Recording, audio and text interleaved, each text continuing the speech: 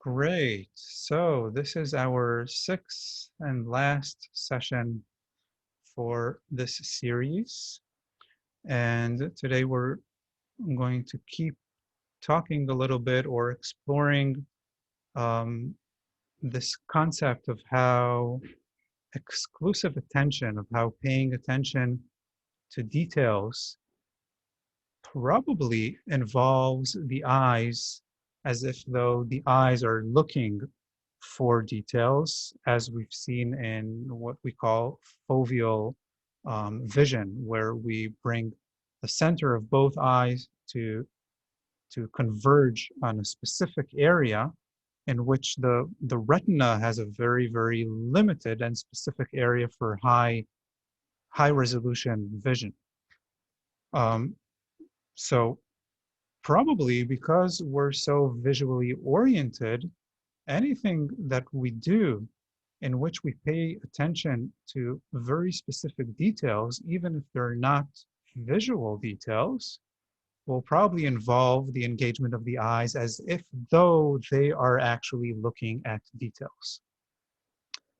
Now, of course, that's an ability that maybe we should question, should it be differentiated? Should I have my eyes not engaged in paying attention to visual details? Can I pay attention to details that are not visual and my eyes would not converge as if they're looking at details? Probably yes, because that's an association or an adaptation that we've created through through habitual visual um, through visual habits and through being so habituated to looking up close at the details that are right in front of us. Computer, phone, books, papers, etc., etc. And the antagonistic concept, maybe we can define it that way, is that in inclusive attention, where you pay attention to the whole or to the surrounding details, one might think that, oh, maybe that could better involve the usage of the eyes as if though looking at the periphery. So one of my experiences, visual experience that really struck me was our first family trip to Italy, to Tuscany. After a long day of traveling and driving, even if you look far forward ahead of you, in driving, you also pay attention to very specific details. Even if your eyes move from one car to the other, or you look at the scenery for a very brief second, you're still paying attention to very specific details. And we finally reach our destination, and in front of us were just these endless vineyards of Tuscany and hills. And I'm just looking at the hills and looking at the horizon, and I'm feeling that my eyes are straining, which I did not feel driving for 3.5 hours. I did not feel during the flight. And it hadn't had anything to do with tiredness. And I thought, why are my eyes straining? What my eyes were actually doing from being so habituated at converging and paying attention to details in the visual field was that they were actually trying to zoom in or zone in on specific details in the scenery. But those specific details were far away. They were, the hills are far away. It's not something in front of me. So anything that is far away actually requires the eyes to not converge. The eyes do not need to converge if you're looking at something far away. But the habit of converging and looking at the details was still at play even when I was looking far away. And it was literally creating a sort of disorientation in the sense of I felt like I don't know how to look at scenery. My eyes do not know how to adjust to looking at scenery, how to adjust to not paying attention to details, because I was looking at one vineyard and then at that edge of the hill and then at that, the light falling on a specific, I couldn't just take in the full image.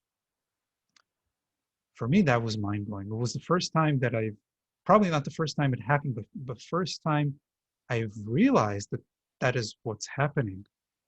And throughout that trip, I constantly tried to, to practice and shift. It wasn't an eye engagement um, exercising, so to speak. It was more a paying attention sort of, not exercising, but noticing that there's a very specific difference between looking at the details, even if they're far away, looking at a specific tree and a specific tree and a specific tree, and just taking in the whole picture of the forest or the vineyard or the entire hill.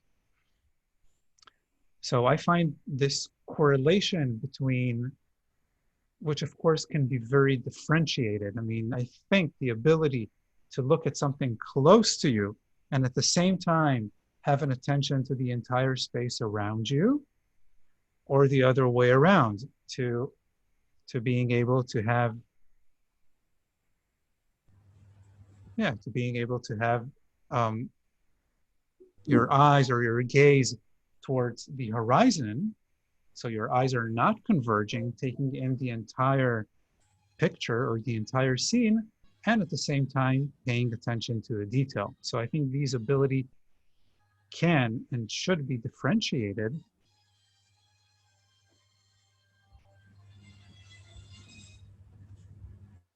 Can and should be differentiated, but I think our habitual way of living is so converging, is so detailed oriented, both from the usage of the eyes in terms of the distance of the objects towards which we look, and probably also mentally wise, where we are very accustomed or habituated to paying attention to specific details. And I think it's more challenging to pay attention to the whole picture. So we're going to deal a little bit with that today. But I want to also address a question that I was asked in two different variations. I was asked somehow the same question regarding how, so someone asked me if all of these lessons, if I made up all of these lessons, or did Moshe made up these lessons, or these Moshe's lessons are mine? And somebody else asked me, how can we apply these ideas in teaching ATM to the public? So I think these two questions in a way overlap. So as we know, Moshe was this endless fountain of creativity. He not only made up hundreds or thousands of lessons, you can even say that in these lessons, it's as if though he created these micro methods or micro techniques. You know, if you take the bell hand lessons, for example, you can say, oh my God, you can make a whole technique just using the bell hand lessons and the ideas behind the bell hand lessons, and make up, variations around it. And there are so many of these, they're not isolated in any way, but throughout the material, you can find these, I don't know how to call it, these ideas that he touched upon. He did a few lessons, a few variations around them, but then either something else called his attention, or he was so creative, so he went on with a different idea. I don't know exactly why, or just lack of time, because he was so fruitful with his imagination. But so many of these ideas that he touched upon can be expanded, can be further developed. So many lessons where you see him throwing in like 20 variations in one lesson. They're all around the same theme, right? It's all the same lesson, but so many variations in one. And you can think, oh, I need to break this up into 5 different lessons. And just in one movement or one relationship that he's trying to clarify, oh my God, that is so advanced. I need to take 10 steps back in order to prepare myself to be able to sense or to be able to organize myself or to be able to understand kinesthetically the full scope of just that one variation within that one lesson. So in a way, I do not feel like I'm inventing or creating anything new, because every idea that I was using or implementing in these lessons, he did some way or another. And they're all inspired by eye lessons or relationships that he explored in one ATM or another. So I feel I'm not inventing the wheel. I'm just, refining the motor, or I don't know, whatever sort of car mechanics analogy we might make out of it. Um,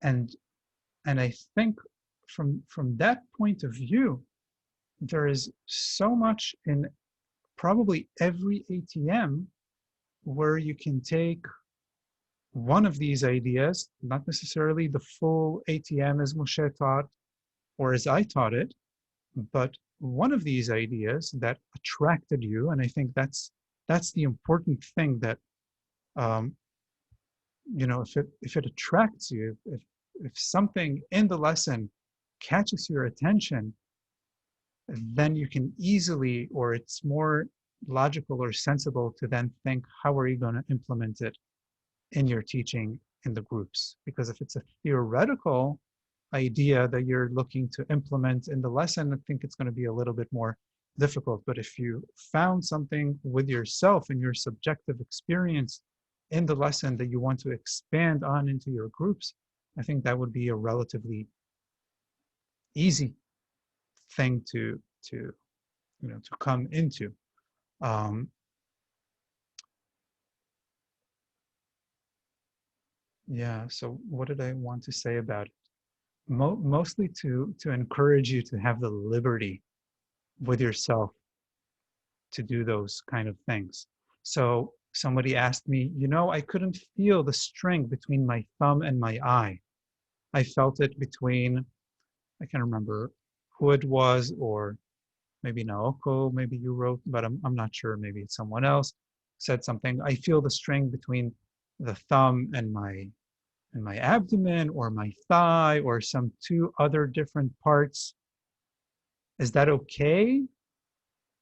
Of course it's okay. If you know what you're doing, you can do what you want. If you know how, if you have a sense of how that image of the string clarifies something in the action, in the organization, in your self-image, and you feel really connected to the string from point D to point E and not point A to point B as Raz suggested or as Moshe suggested, wow, fantastic. That makes it your own lesson, and if you find it for yourself and it's different from how the teacher described it, if you find it for yourself, it's yours. It becomes yours. And then you can teach it. If it's not yours, it's very hard to teach. It's very not, in a way, not organic or not whole or not complete. And of course, you can teach things that are not yours. And as you teach them, you might find a relationship or an intimacy. That also happens. You can come with an idea that you're not really, well, I'm not so sure. But then as you teach it and you see what your students are doing, or the difficulties that they have, or the variations of how they interpret what you're offering, then suddenly you have a relation. So, all possibilities are legitimate. But what I wanted mostly to express is to encourage you to have the freedom with yourself to dare and try to expand on those things that were most clear to you. It's not like that the way that I taught these lessons is the correct way. It's not a better way than how Moshe taught these lessons. It's not a better way than how you would teach the lessons if you would modify them according to what you feel. Yeah. So of course there's so much more to say about it, but I felt two people asked me, those two, I think more than two, in relation to that aspect. So what I want to do today,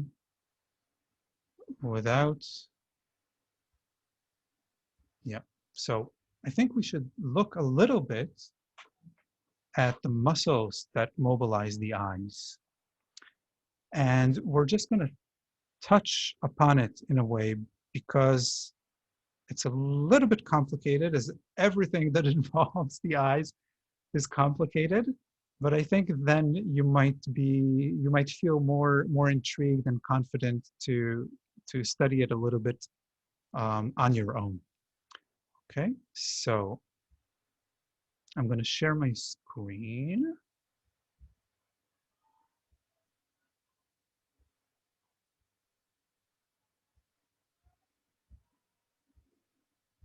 Good. Okay. Great.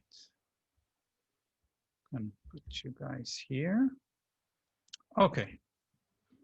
So this is John with just one eye.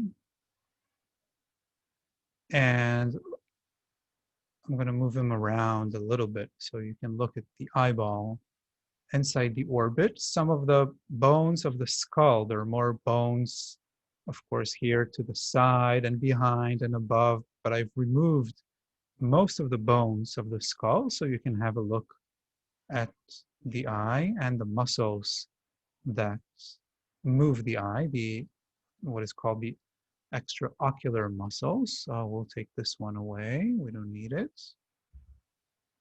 So it's not going to be too confusing. Okay, great. That's better. So let's try to, there's a simple way to explain the eye and its muscles, a simplified way, and then there's a complicated.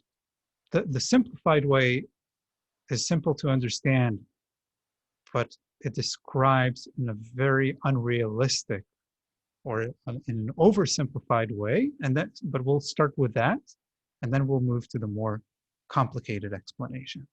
So there are only 6 muscles. One might call it 6 pairs because the other eye has those 6 muscles. But let's just look at the right eye. So you see there's a muscle attached to the right side of the eyeball here. Another muscle attached to the left side of the eyeball, one at the top, one at the bottom. And now all of these muscles, and there are 2 more, but let's just look at these 4 muscles for a moment. All of these muscles originate from behind the eyeball, deep inside the skull, and they all originate from this ring of tendon. It's like a common tendon from which all of these 4 muscles originate. So they're not connected directly to a bone, but to this tendon sort of structure at the back of the orbit of the eye. Okay, so this is the muscle that comes from the top. Here we see a muscle that comes from the side, from the inner side, the muscle that comes from the outer side, and then there's also this one at the bottom that comes from underneath, from the bottom of the eyeball, and attaches here. So the eyeball sits in this, sort of probably semi-fluid, semi-fat sort of capsule, and it just turns around itself, around its own center, a little bit like a ball and socket joint. So these muscles, one might say, oh, they're pretty simple to understand their mechanism. If the muscle that comes from the inside, and I'm specifically not going to say the names of the muscles because it's just too confusing for now. But if this muscle contracts, it's going to pull the eyeball inwards towards your nose. So it's going to turn the eyeball inwards, as if they call it abduction. If the antagonist muscle, the one that comes from the outside, is going to contract, it's going to turn the eye to the right, to the outside, away from the nose, to look to the right. If the muscle that comes from above the eyeball will contract, it's going to pull the eye backwards, as if though to look up. And if the muscle that comes from the bottom of the eyeball, here down at the bottom, is going to contract, it's going to pull the eyeball downwards, as if though to look down. So this is not 100% true, but let's start with that simple explanation. So we have right and left, up and down. Great, that's simple, which of course is not so simple. We'll see in a moment why. But we have another muscle at the top. You see this muscle at the top that comes from the side, but it has another belly to it. It's what they call a digastric muscle. It has two parts, and here it's hanging on like on a hinge or on a slinge. So it has one part that goes to that common tendon at the back, and then it turns and connects to the eyeball at the top. So because it's coming from the side, right? It's coming from the side of the eyeball. You can imagine that if it contracts, it's going to turn the eyeball around its axis, like a tilt, and this is extraversion. So it's going to rotate around the axis inwards towards the nose. And there's another funny muscle here at the bottom that also comes from the side, and it's attached, this one is actually attached to the bone, comes from underneath the eye and connects to the side. So you can imagine that if this muscle is going to contract, it's going to turn the eyeball in the opposite direction. So why do we need muscles that turn the eyes around their axis? Why do we need that? We can easily understand right and left, up and down, but why do we need these turning around the axes sort of muscles, these muscles that come from the side and turn the eyeballs? So the simple explanation, I'm going to stop my share screen for a moment. So the simple explanation is that we always want our eyes to be aligned with the horizon. And in that way, the lines in our visual field are oriented the same way. The vertical lines, the horizontal lines, the diagonal lines, they are oriented in the same way on the retina of both eyes. So it's much easier to merge the two images from both retinas. I don't know if you remember when we talked about convergence, of how each eye sees the object because they're not located in the same place. One eye is a little to the right and one eye is a little to the left. They have a slightly different angle on the object that they're seeing. But then these two images need to merge in the brain to be able to create, so we don't have double vision.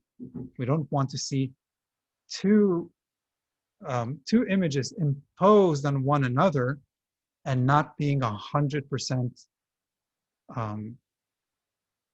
what do you call it, in a fit of 100%, because then we'll see two images. So we want our eyes to constantly be in the same orientation. So what would happen if I don't have this sort of movement of the eyes of turning around the axis and I tilt my head a little bit to the right? What would happen is that suddenly the lines in my visual field, my eyeballs would be tilted with my head and turned with my head, and suddenly the lines on the retina are going to be not as congruent with one another, giving the brain a much, much more difficult task to merge both images.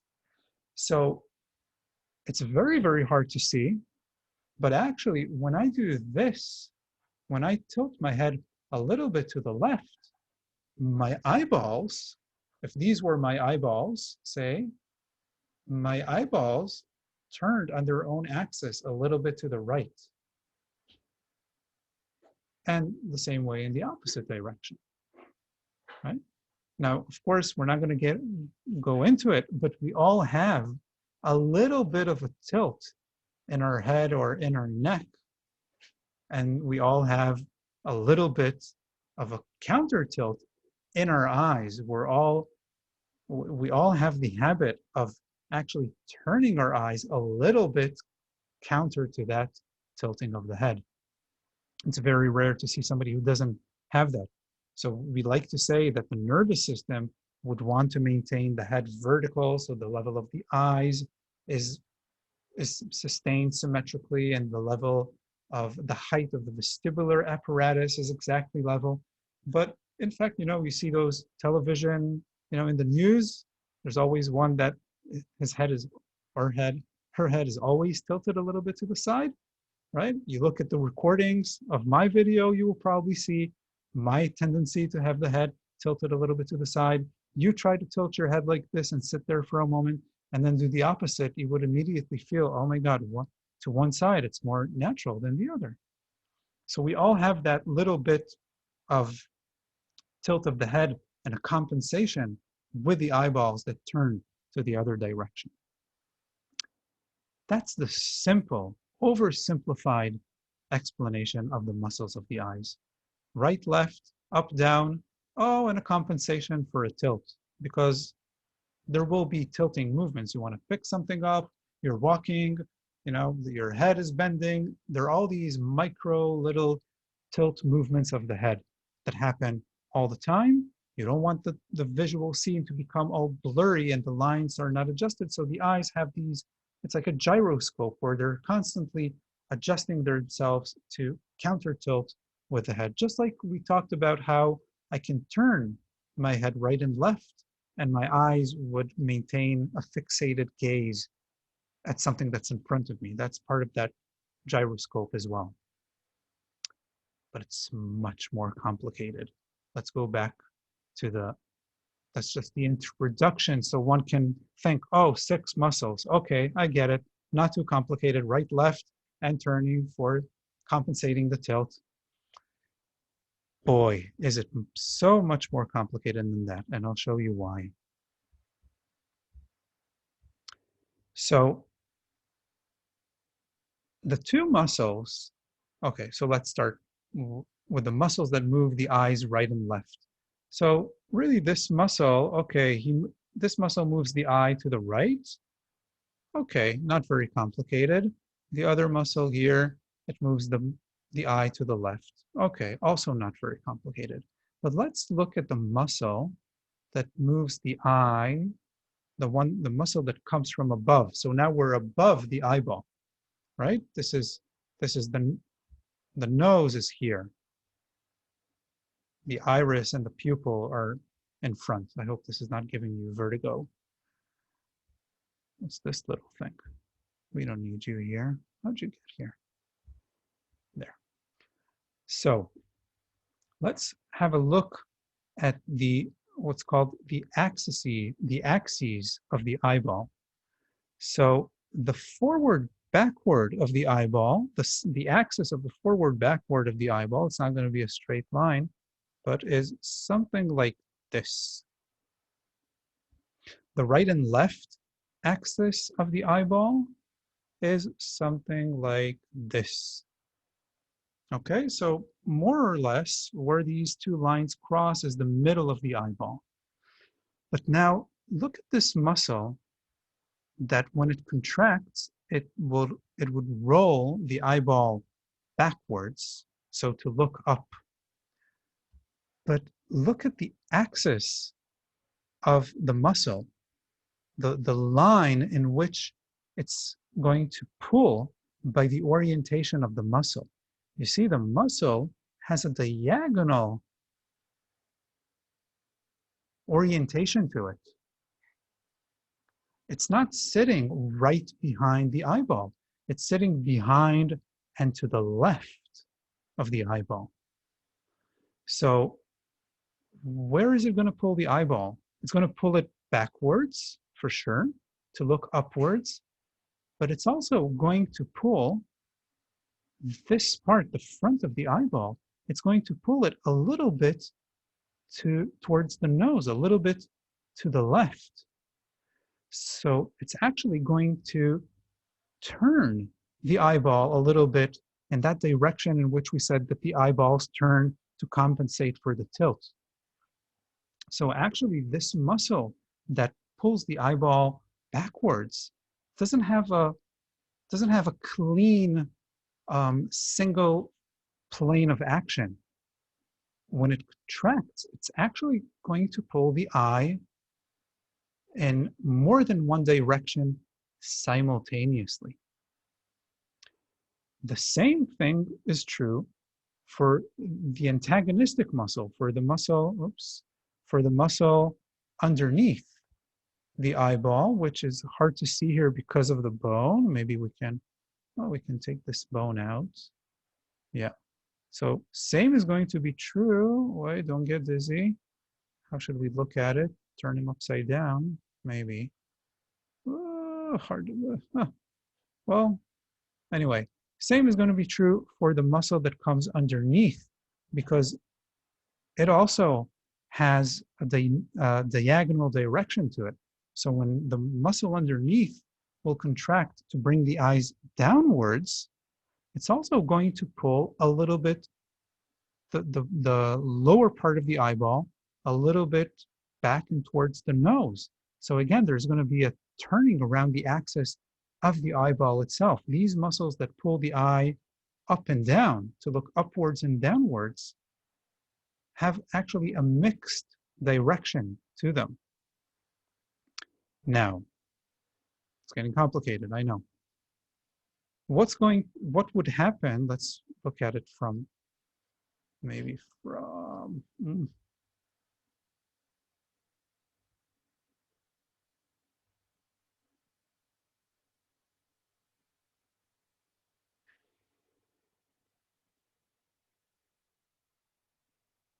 okay. So we said that the muscles that move the eyes right and left have a pretty much clear orientation to them.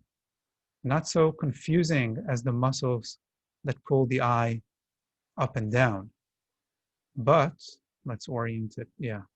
Let's orient it to the front. Yeah, this is in the middle. Okay, that's the way that it's in the middle. So this muscle that pulls the eye to the right, what would happen if the eye is already looking downwards? What would happen if the eyeball is already turned to look down? And then that muscle would pull to the right. So it's no longer be in this orientation. This muscle is going to be somewhere down here because the entire eyeball turned. So then suddenly that muscle too, not only is it going to turn the eye to the right, but again, it's going to twist the eye around its own axis. I know, it's getting complicated. Look at that muscle that comes from the top, which we said, oh, it turns because it comes from the side. It's going to turn the eye around its axis to compensate for tiltings of the head. But actually, look at the orientation with which it comes and attaches to the eyeball. It comes from the side, but it also comes from the front of the eyeball towards the back. So again, if we will draw the axes of the eyeball, forward, backward, right and left, this muscle has a diagonal axis to it. So when it's going to turn the eyeball outwards, right, or this part is going to move inwards, it's also going to pull the eyeball a little bit forward. This is the top of the eyeball. So it's going to pull the eyeball a little bit forward, as if though to look down. So what does that mean? It becomes very, very, very complicated. What does it mean if looking upwards actually involves a turning of the eyeball?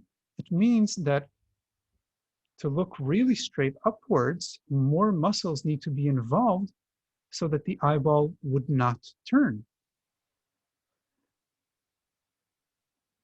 And it also means that when I tilt my head and my eyeballs do a turning around the axis for compensation, they're also pulling the eyeball either up or down. So again, more muscles would need to be involved in that action as well. So really, the only action in which the muscles that are involved, let's say, simply, would be actually right and left, but only if the eye is not looking down or up. Only if the eye is in the neutral position, then the muscles that move the eye right and left would be the only muscles that would need to be engaged. Anything apart from that, even up and down, or even just a little bit of a tilt with the head and a little bit of a counter turning of the eyeballs, would actually involve more muscles for each action. Okay.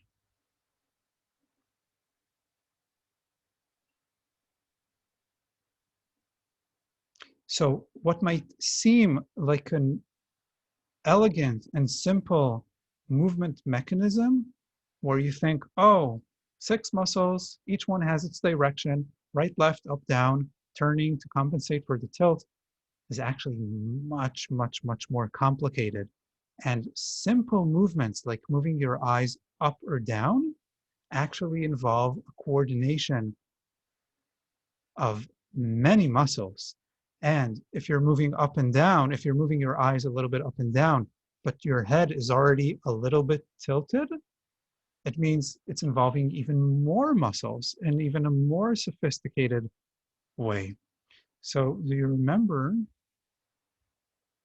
we saw how much cortical space just the sensation coming from the muscles of the eyes take up in the somatic and in the motor cortex?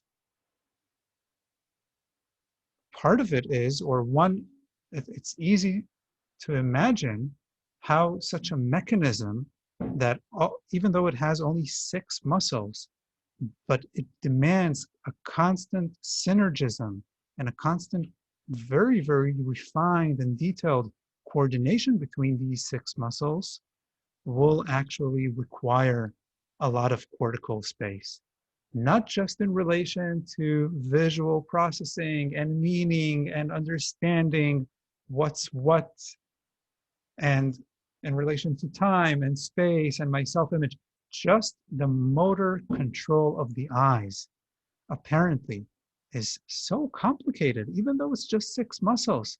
But those little coordinations to move the eyeball around are so complicated. Think, oh my God, you need a lot of computational power to manage that complication. Good. Okay. So today's ATM is going to be in sitting, and there's more than one sitting position in which the lesson can be done. If you can sit on the floor, then try, if you can sit comfortably on the floor, then try sitting on the floor, but bring a large cushion that you can sit on. I think that would very much help. Even those who are comfortable sitting on the floor, a large cushion to sit on would definitely help. If you're not comfortable sitting on the floor, you can do it in a chair. You preferably do it sitting on a chair in front of a table or a wardrobe, so you can have your elbow leaning on something, so you don't have to hold your arm in front of you in the air. Okay?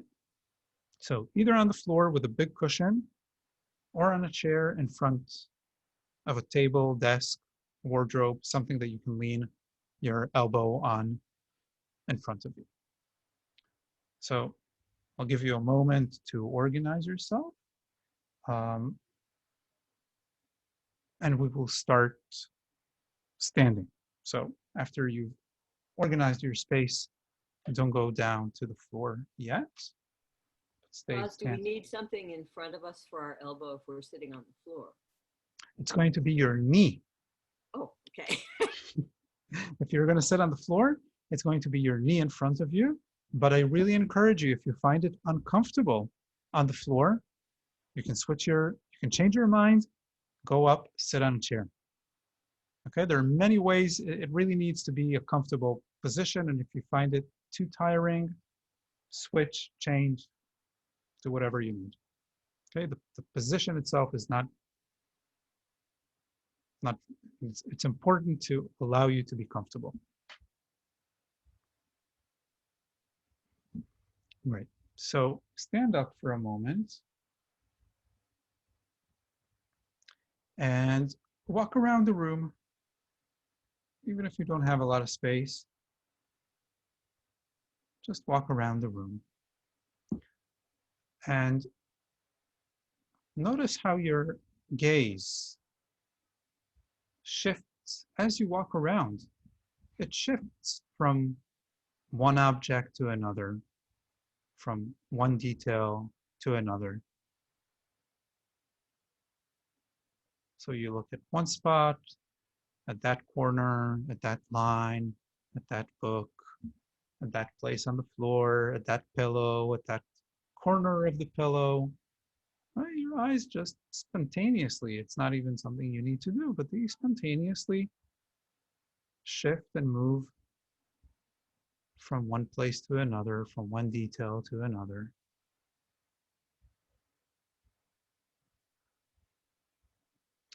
Great. And now keep walking around the room and try to, without looking upwards, without looking up, pay attention to the ceiling above you. Keep walking around the room. Don't lift your gaze, don't lift your eyes upwards, but just sense the ceiling above you.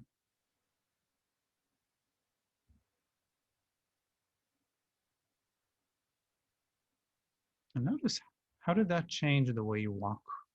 Did that change something in how you walk?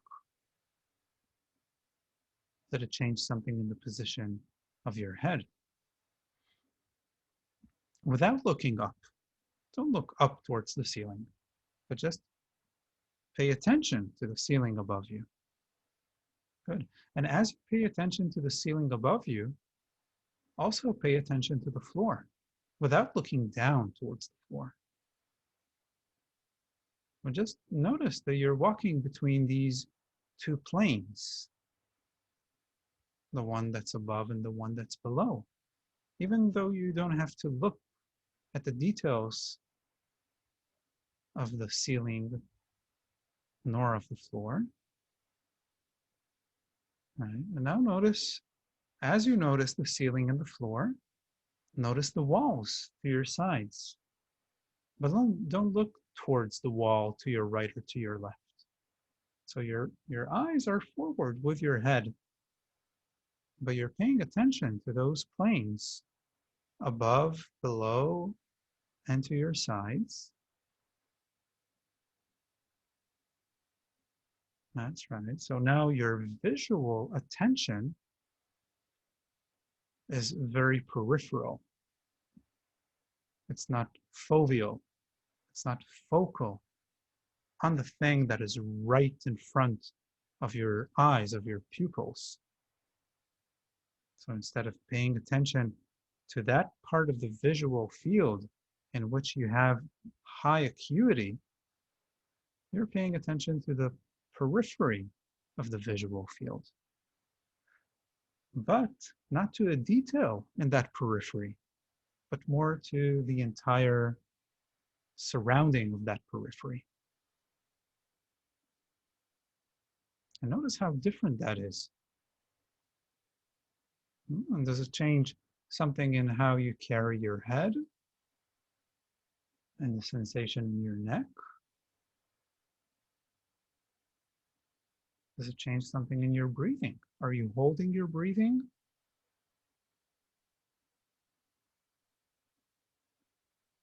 Does it change something in the coordination of your legs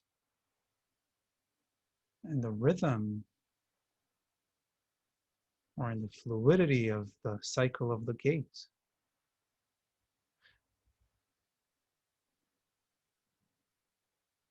Good. And come lie on your back.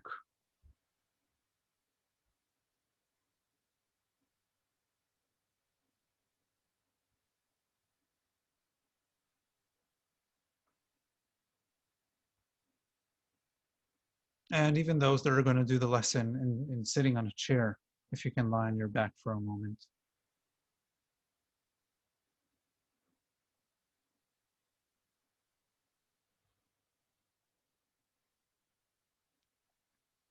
All right, and just take a moment to sense your contact with the floor, to sense your weight on the floor,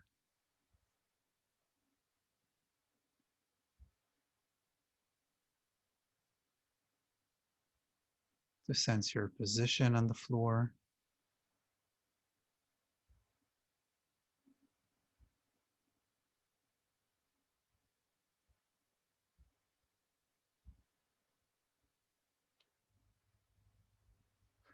Notice the contact of the back of your heels.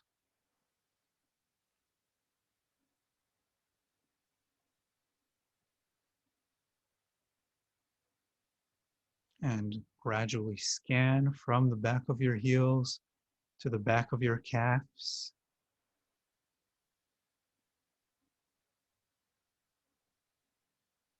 And notice, are your eyes reacting to shifting your attention from one place to another?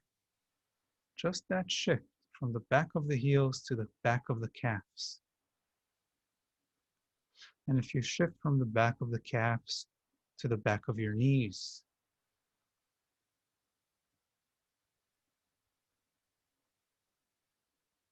and to the back of your thighs,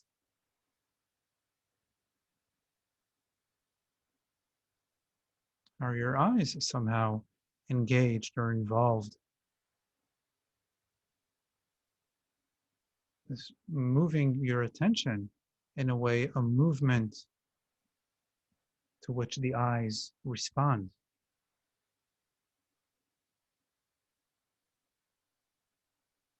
And the back of your pelvis,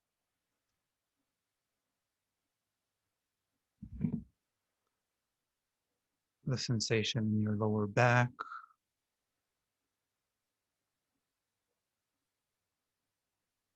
and if you move your attention from the right side of your lower back to the left side of your lower back,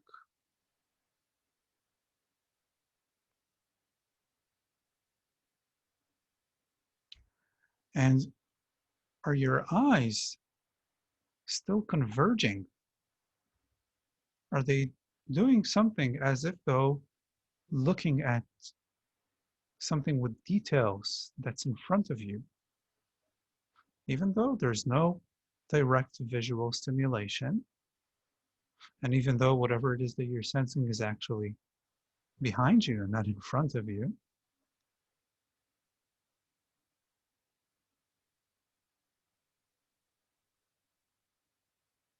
And the sensation at the back of your ribs,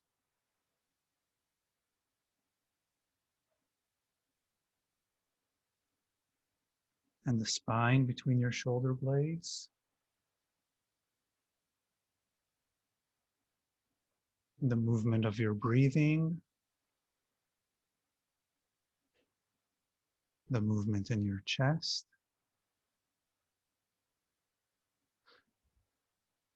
And of course, it doesn't have to be that way, that paying attention to sensorial details would automatically engage the eyes as if though they need to converge and pay attention to details.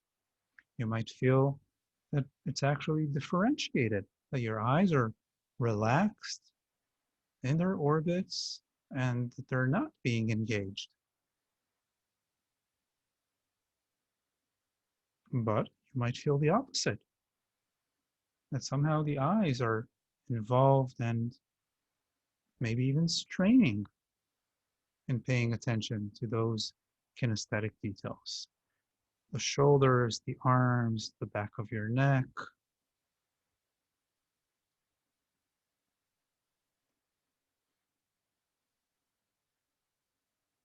Right.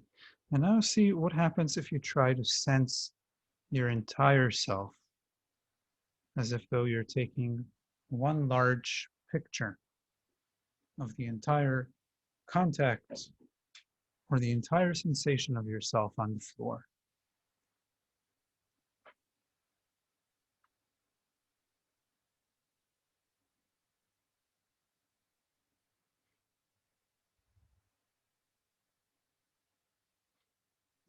Maybe you can also feel, sense, think about the space around you, not just the contact with the floor, the air in front of you, to your sides, the distance of yourself from the furniture around you.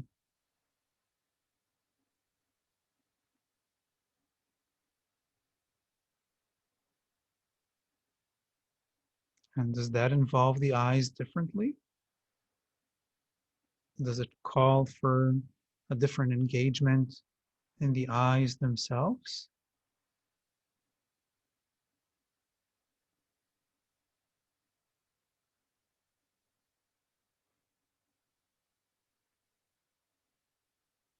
Good. Now bring both arms in front of you. Of course, if you're on the floor and you want to stand your feet, you can feel free to do that anytime. Both eyes closed. Bring both arms in front of you towards the ceiling. Gently fold your fingers except for your thumbs. So your thumbs are in front of you. That's right. And bring both thumbs to overlap. So one thumb would be on top of the other. That's right. So if you were to open your eyes, you would see only one nail of one thumb, the one that is closer to your face. And you can stay with your eyes closed, but just feel how thinking about that thumb, bring the eyes towards that convergence angle, even though your eyes are closed.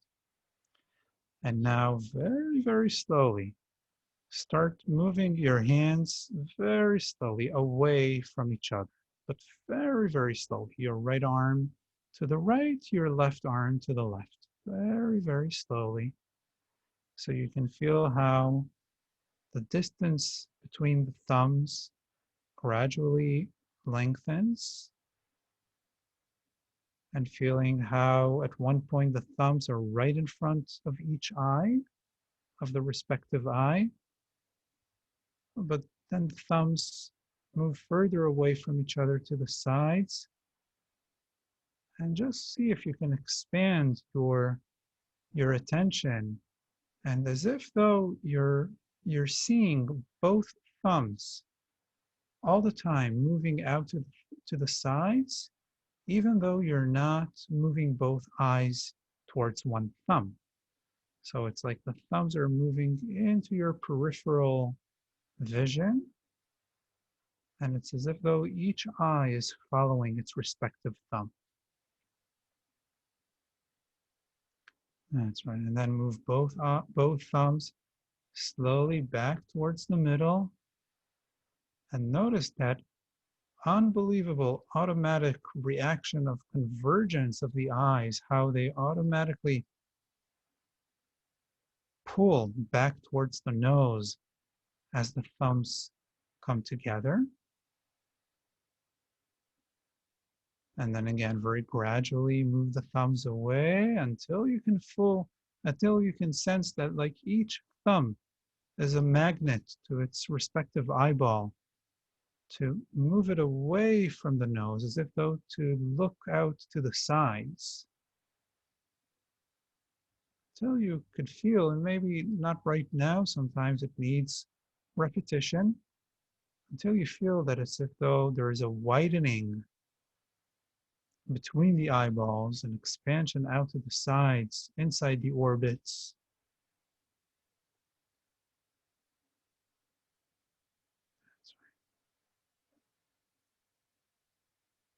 Or not. You might feel that one eye or both eyes are very stubborn and they keep pulling towards the nose.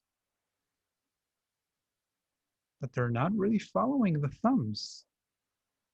Not in the sensation, not in the image, not in the thoughts. They're constantly, they're continuing to read, or they keep looking at the phone on the screen. They can't move out to the sides, to that expansion to the periphery, right? Which is what I felt in Tuscany.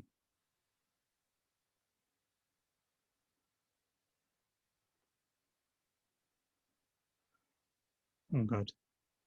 And bring both arms down and rest for a moment.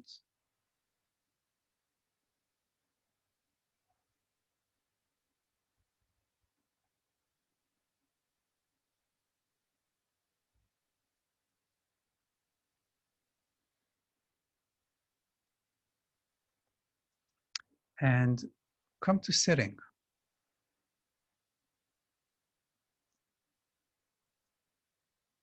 And I want to remind you that at any point, you can lie down and rest. At any point, we're going to do something with one eye uncovered and open. At any point, you can close that eye. If you feel that doing what we're doing with an open eye is too intense, close that eye. Okay? Or do any of the variations that we did in previous lessons. If you feel that something is overworking or overstraining. So you're going to need something to support your right elbow. So if you're sitting on the floor, one variation to do it is to have your right foot standing in front of you, your left leg open out to the side on the outer edge, in a close enough position to you so you can lean your right arm or your right elbow on your right knee, and that you can feel that your back is not completely, slouched and round. That's why we're using that big cushion, so you can feel that you can hold yourself upright in sitting on the floor. If not, or if it's not comfortable enough, you can move to a chair. But then if you're on a chair, sit next to a desk or a wardrobe so you can lean your elbow on the table, on the desk, on the wardrobe. Okay? Now, cover your left eye with your left hand. You can cover it completely. If that's making any strain in your shoulder, you can cover it even only with your fingertips. So your elbow is really touching your chest, so it's low down in front of you. And hold the right thumb in front of your right eye. So your right eye is open and you're looking at your right thumb. Now, first of all, you need to find a way where you can be in this position comfortably. Have an uninterested gaze in your thumb. You can even lose the focus. You don't need to focus on your thumb. You can allow your focus to be blurry. Your thumb can even be blurry. It would even help if your thumb would be blurry. So you're not too fixated in your attention on your thumb. And just stay there for a moment and make sure you're comfortable. Make sure you can feel your abdomen moving as you breathe, that you're not holding your abdomen. And make sure you're not straining your arm or your eye. Have this, you can have like a lazy Allow the eye to be lazy in how it gazes on your thumb. So it's not looking for details. It's just like you just woke up and you can't notice details yet. Your eyes are all blurry. Right, and make sure you can feel the weight on your pelvis. Maybe you should lean a little bit, a tenth of an inch forward on your pelvis, or to the right or to the left. That's right, and feel where the light is coming from in the room and the space around you. So we're creating this situation, which is as if though you need to look at a detail, but at the same time, you actually don't. So you can differentiate between looking at the detail and having this inclusive attention, because there's nothing on your thumb, there's nothing interesting that's going to be happening on your thumb.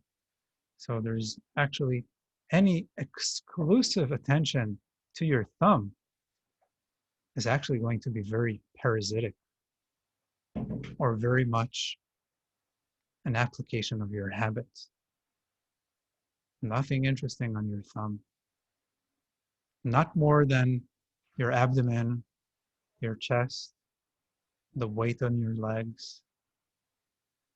That's right.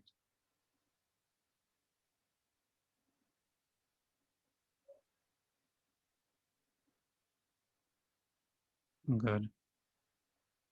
And lie on your back and rest for a moment.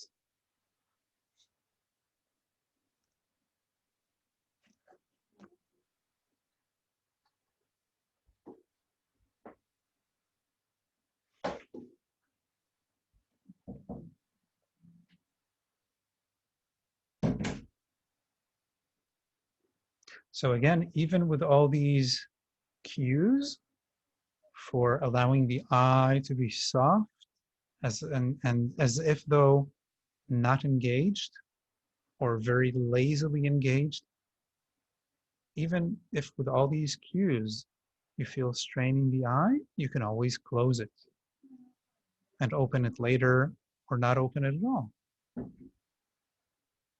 Okay, so there are always these grades of complexity to anything that we do in any lesson. Come back up to sitting. And do the same thing with your left thumb and your left eye. So this time have your left foot standing if you're on the floor, your right leg open out to the side. And again, if sitting on the floor is not comfortable for you, go sit on a chair. There's nothing more, I don't know. You're not going to get a higher grade if you do the lesson on the floor and not on the chair. Right? It's not a downgrading of the lesson in any way doing it on a chair. Right. So this time your, what is it? Your right eye is covered with your right hand.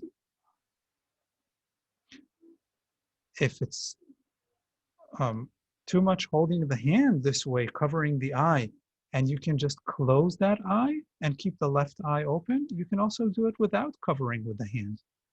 Covering with the hand does give something in the sensation and in the kinesthetic perception different, but it's not worth tiring your shoulder for it. That's right. And then find a comfortable position for your hand and arm and your thumb, maybe leaning on your left elbow if you're sitting on the floor, maybe leaning your elbow on the table or on a piece of furniture if you're sitting on a chair. And then just practicing this uninterested gaze where, yes, your thumb is in front of you, but you can pay attention to anything you want. You can pay attention to your thumb, but you can also shift your attention to your breathing, to the movement of your abdomen,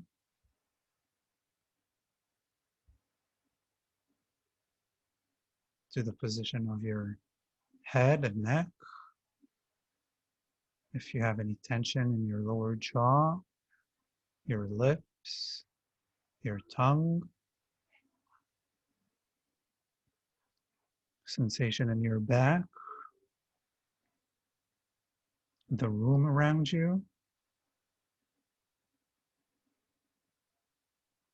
So again, we're creating this situation in which it's as if though exclusive attention is needed. Oh, thumb in front of me, I need to look at it. Of course, that's exclusive attention. That's paying attention to the details in front of me. But it's only as if, just to demonstrate that, oh, you know what? In this situation, maybe you can choose. Look at the details of your thumb, or, oh, maybe not. I can even look at my thumb in this blurry, out of focus way, and actually listening to my breathing, or how I organize my weight on my hips, thighs, pelvis. Ooh, I can pay attention to that, even with the eye open and the thumb in front of it. And it's not that I'm ignoring my thumb. It's just not receiving the attention in an exclusive way.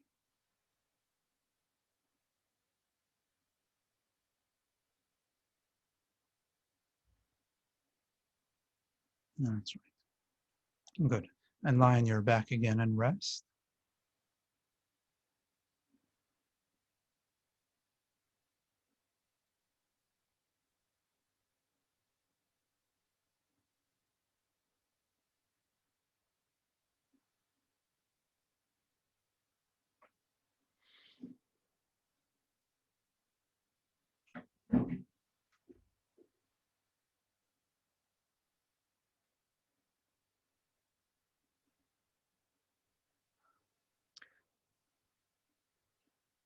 And come back up to sitting.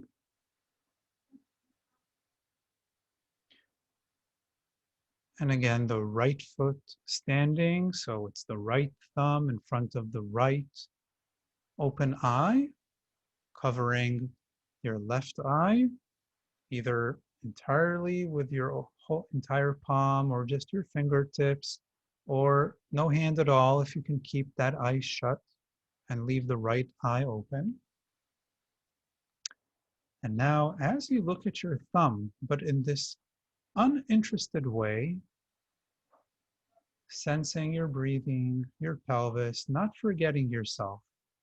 So we want to mostly practice this inclusive attention, or to mostly sense and feel this dynamic, or the tendency, the compulsiveness for exclusive attention. As you do this, turn your head a little bit to the right and a little bit to the left, keeping your eye, this open right eye,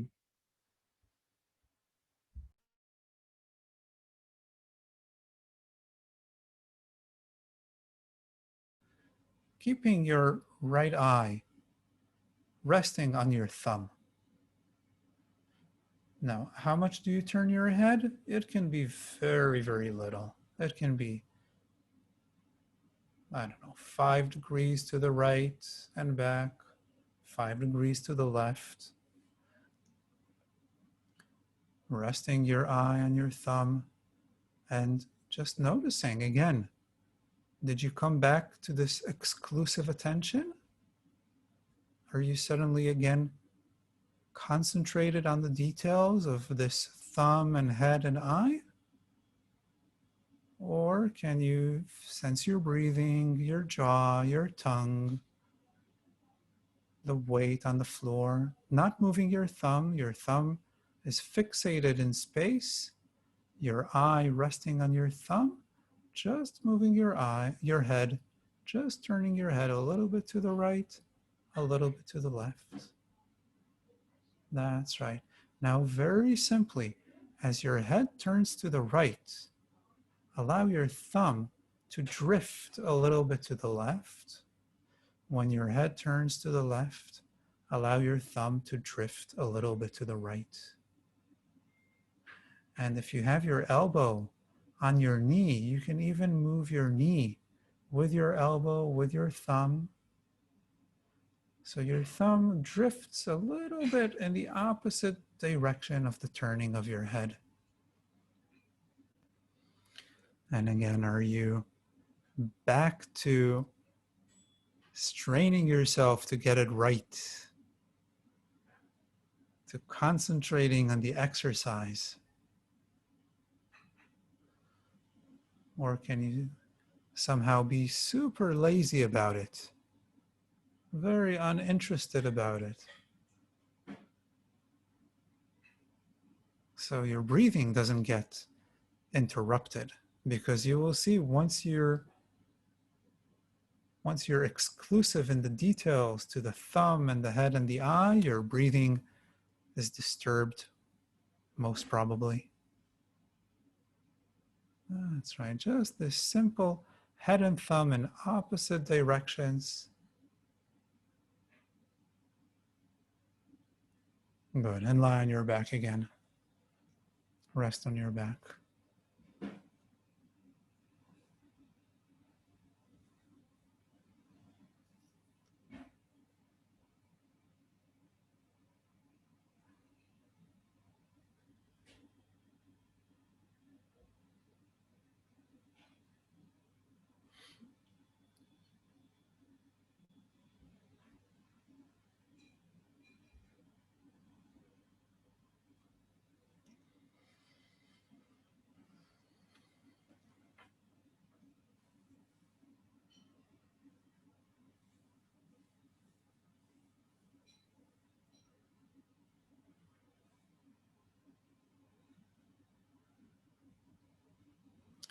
Good, and slowly come back up to sitting.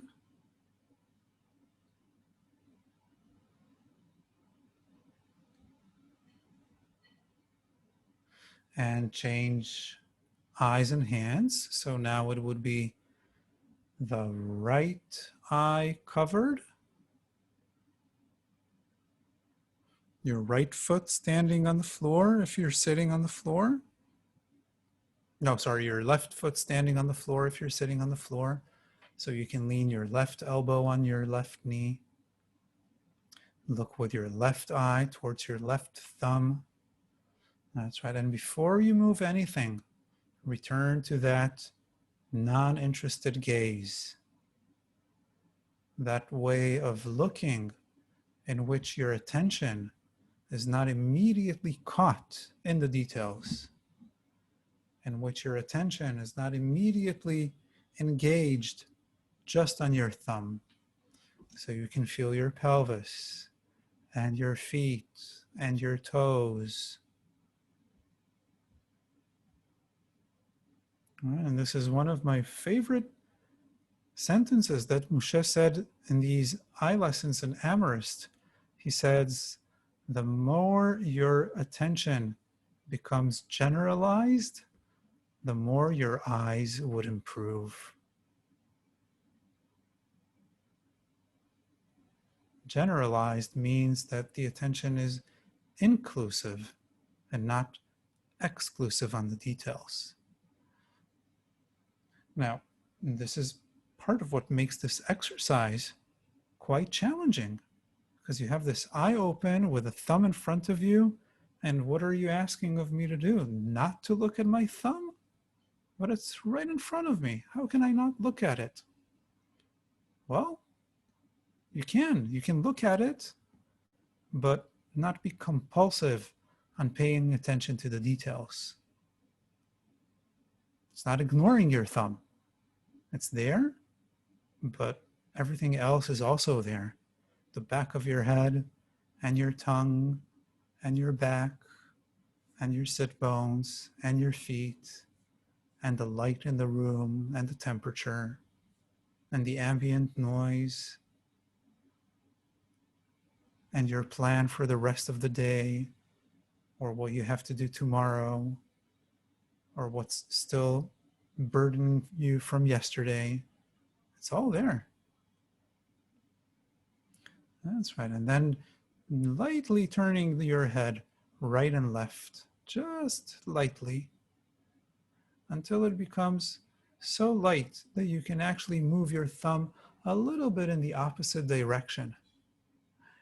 And if your head is aligned, not tilted, not tilted right or left, up or down, if your thumb is right in front of your eye, not above it or below it, this is the only movement in which only two muscles, the agonist and the antagonist of the eye, would be involved.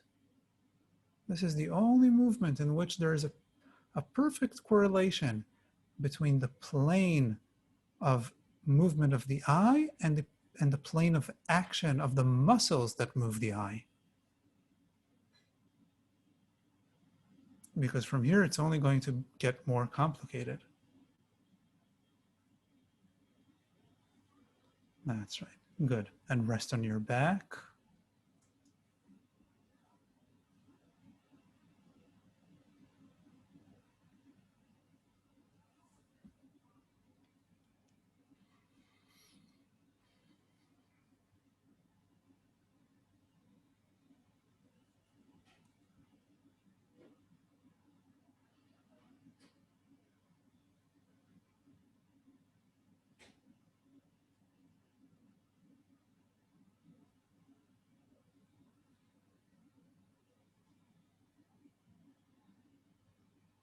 And whenever you're ready, you don't have to rush.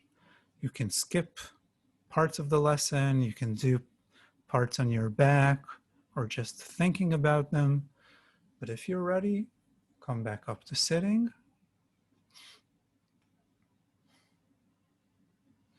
Have your right thumb in front of your right eye. Cover your left eye or close your left eye. Your right foot is standing to support your elbow with your right knee. Looking in this non-interested way on your thumb, tilt your head a little bit up and a little bit down with your eye resting on your thumb. Now you might feel, where should you have your thumb? Should you have it in front of your nose, in front of your eye, a little bit out to the side? Where exactly should you position your thumb in relation to your eye? So find that comfortable alignment. It doesn't have to be a geometrically correct alignment or a physiologically correct alignment. That's right. And then tilt your head a little bit up and a little bit down. But this is already more complicated merely for the fact that when you take your head upwards to fix your gaze on your thumb, your eyeball moves downwards and the other way around. And that already involves more than one muscle. To create that movement of the eyeball in that single plane, more than one muscle is involved. So you need to be even gentler, softer than you were before. And the tilting up and down can be very small. Right? But feel your jaw and your tongue. And see if you're becoming fixated again on the exercise, on getting the movement right.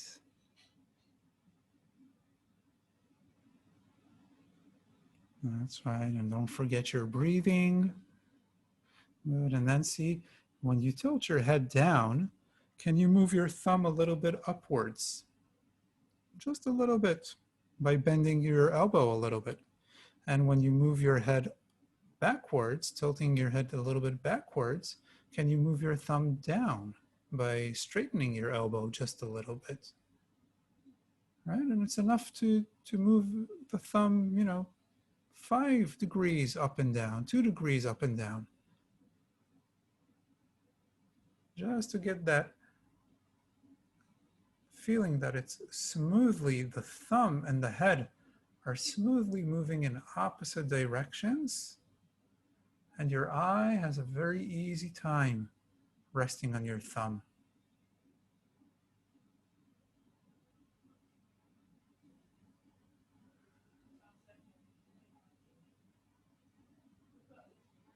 Good. And rest on your back again.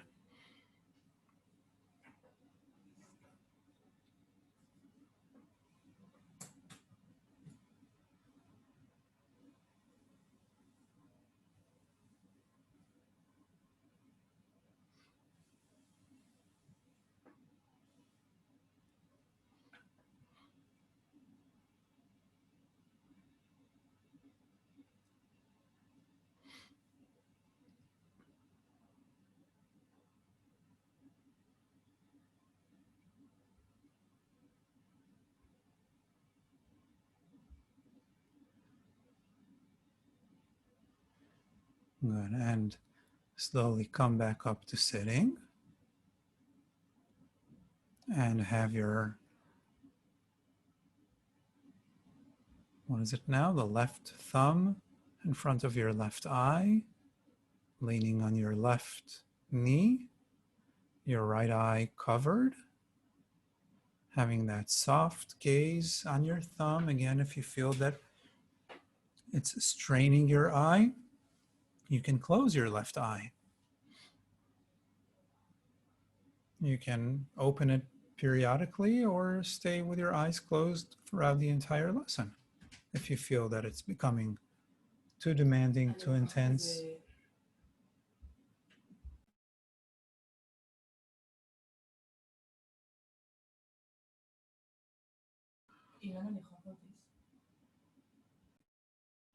And now move your head, tilt your head just the tiniest bit up and down.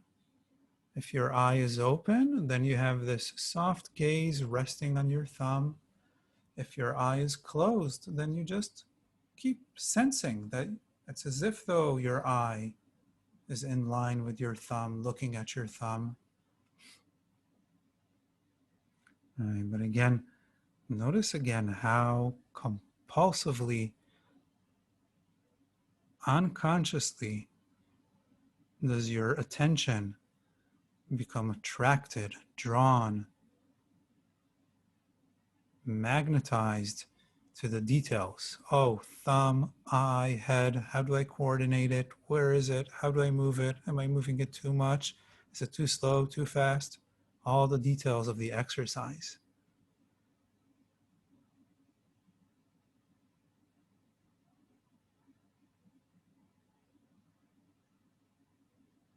And then see again if you can spread your attention, generalizing your attention, bringing back to your image all those parts that compulsively become neglected. Your breathing is a central part that usually becomes automatically neglected. Sensing your pelvis and your hip joints, that's usually another central part. Softening the chest. That's right. And then allow your thumb to lightly move upwards as your head moves down, and to lightly move down as your head moves upwards. So the thumb and head move in opposite directions, but so gently that there would be no contradiction. It would feel just as smooth. In fact, it might even increase the sensation of smoothness in the eye, in your head.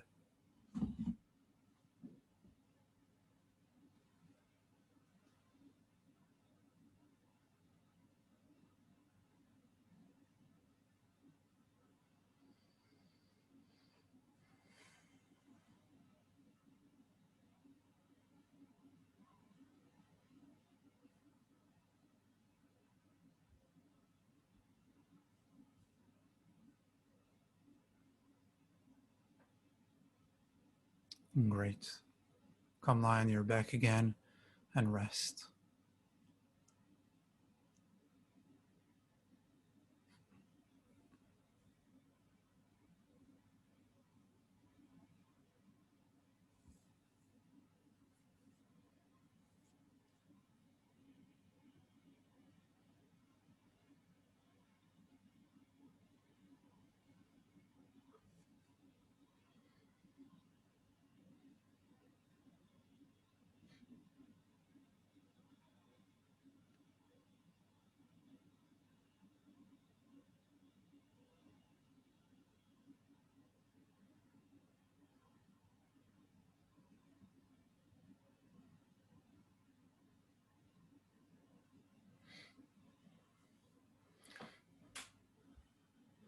And slowly come back up to sitting.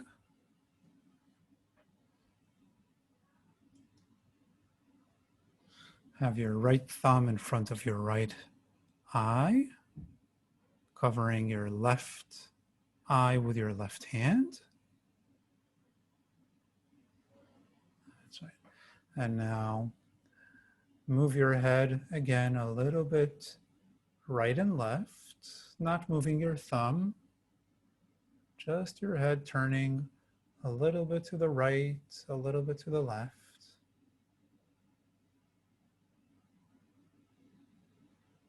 That's right. Then tilting your head a little bit up and a little bit down, just the tiniest bit. The eye resting on your thumb in this non-interested attitude.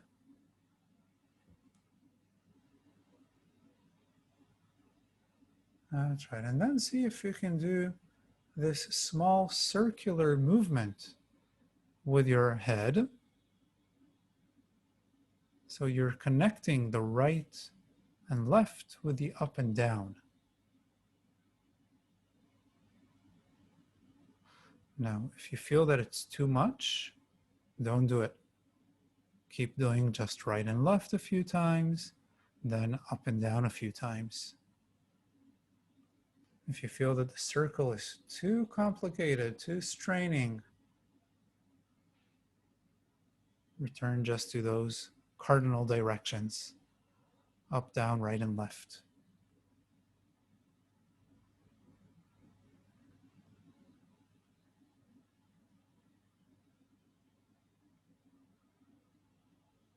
That's right.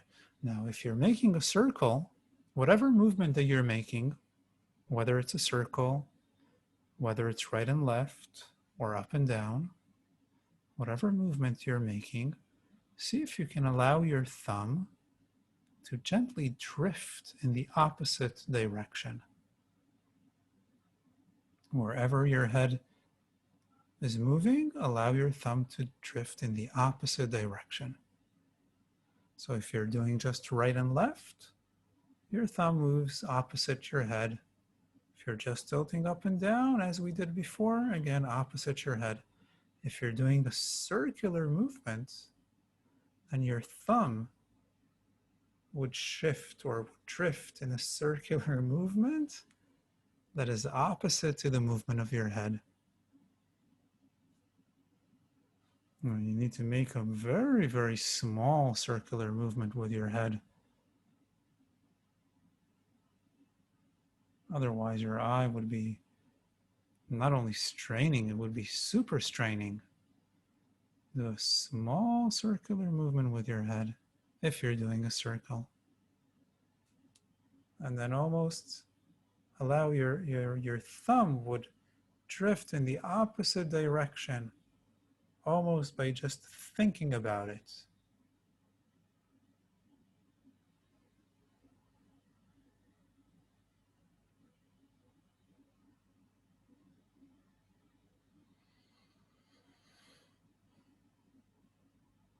And notice how inhibited your abdomen is, your diaphragm. Are you activating the muscles of your jaw?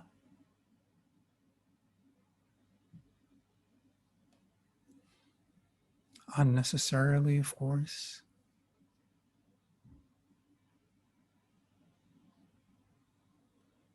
Right. And slowly come lie on your back again and rest.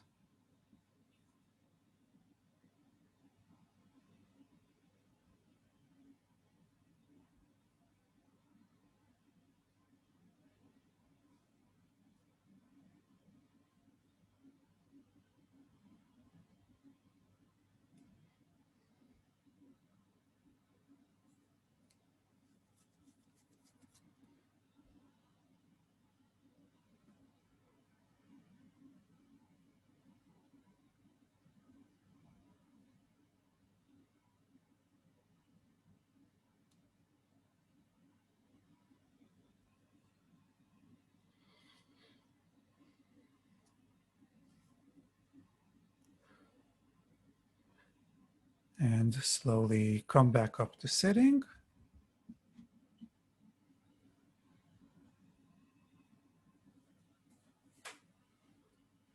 Organize your left thumb in front of your left eye, your right eye covered.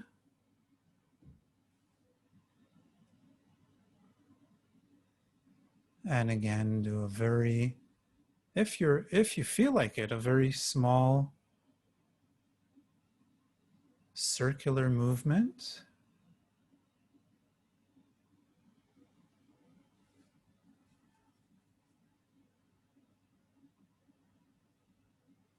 If you feel that the circular movement is too complicated, then return to just moving your head, turning your head right and left, or tilting your head up and down.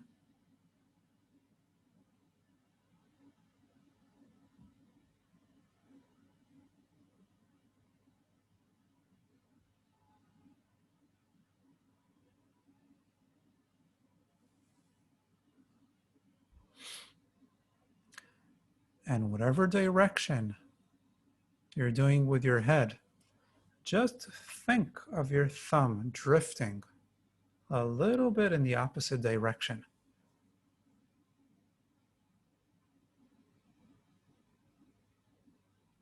And if you feel you're straining to coordinate, then do it in an easier way. Be less interested.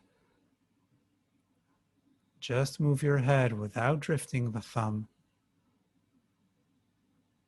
Keep noticing your breathing and your pelvis.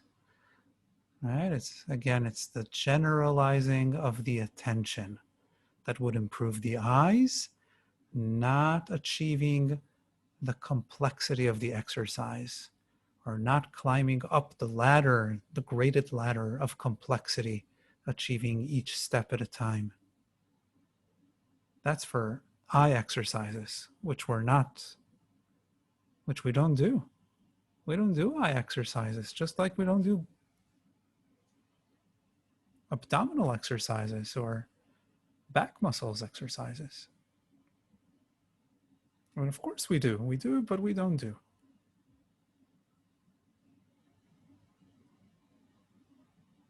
So find the simple part of the exercise that allows you to sense yourself in your entirety. And then notice what you can add without the compulsiveness for the details. Great. And lie on your back again and rest.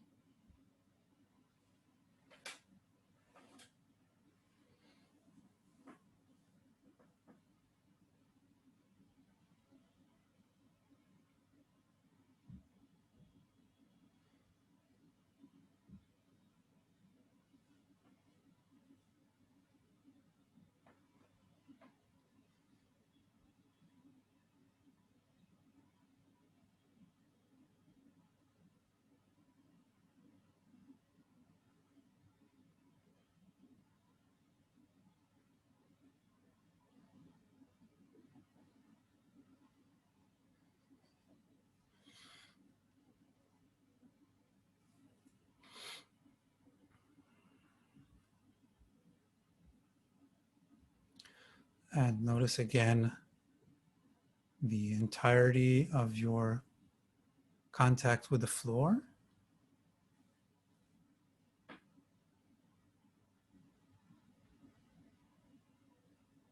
Again, see if you can allow your attention to spread throughout the entire surface. And even beyond the surface, you can sense the floor, those parts of the floor that you're not in direct contact with, those parts of the floor that are outside of the perimetry of the silhouette of the contours of your body. You can sense the floor all the way to the walls all the way to the furniture to the sides of you.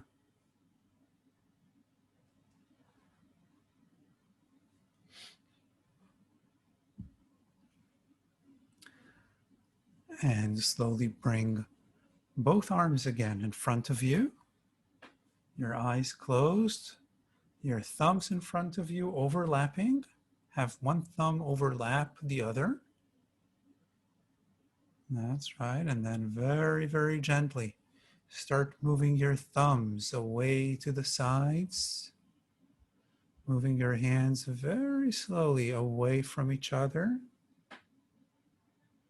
allowing as if though each eye rests on its respective thumb, following that thumb out to the side so you have that full perception of the width between the thumbs, of the space, the air between your arms, the distance between your elbows, but it's not disconnected from your heels and from your toes and from the walls and from the ceiling.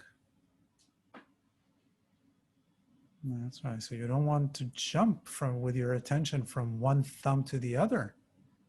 You want to have this expanded, inclusive self-image, not just of the points of the thumbs, but the entire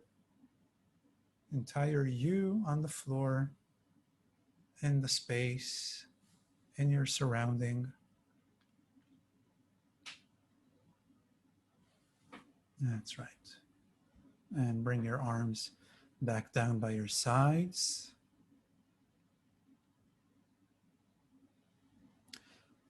And whenever you're ready, slowly roll through your side and come back up to sitting.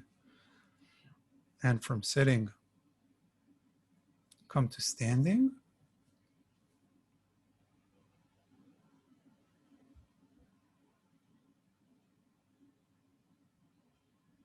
Take your time.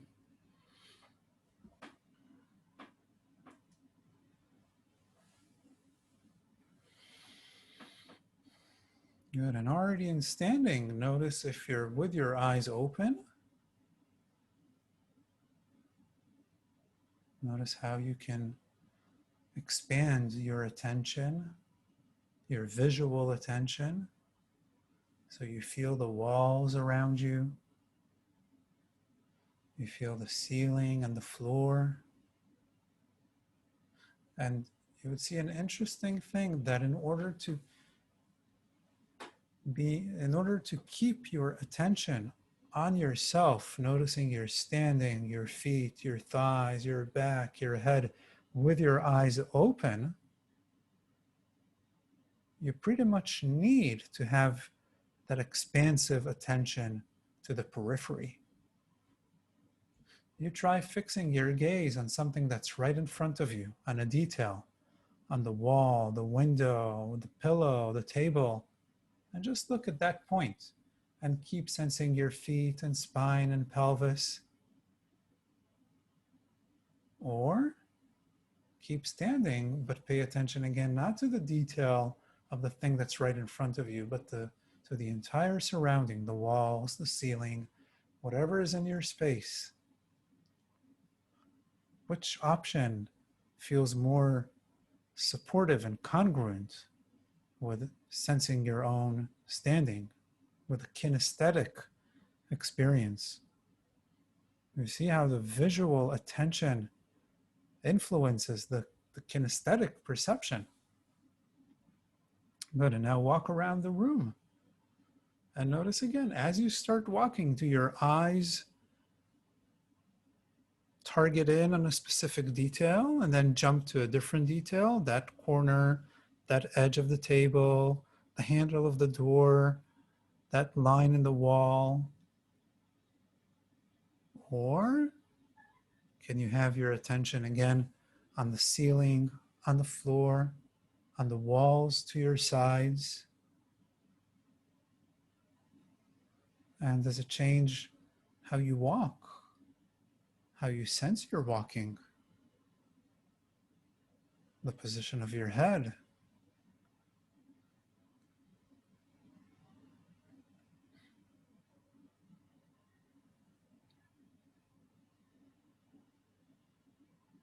Good.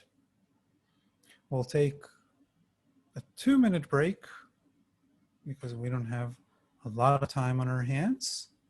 So just get something to drink if you need, and then come right back to the computer. And I'll do the same.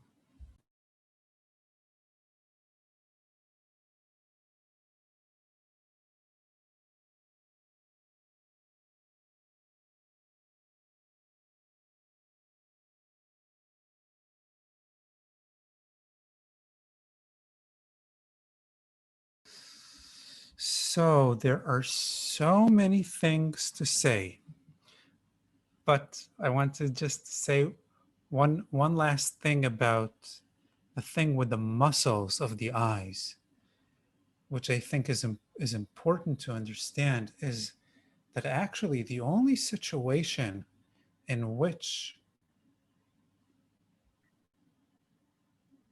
did I freeze? I froze for myself. No, I didn't freeze. Okay. The only situation in which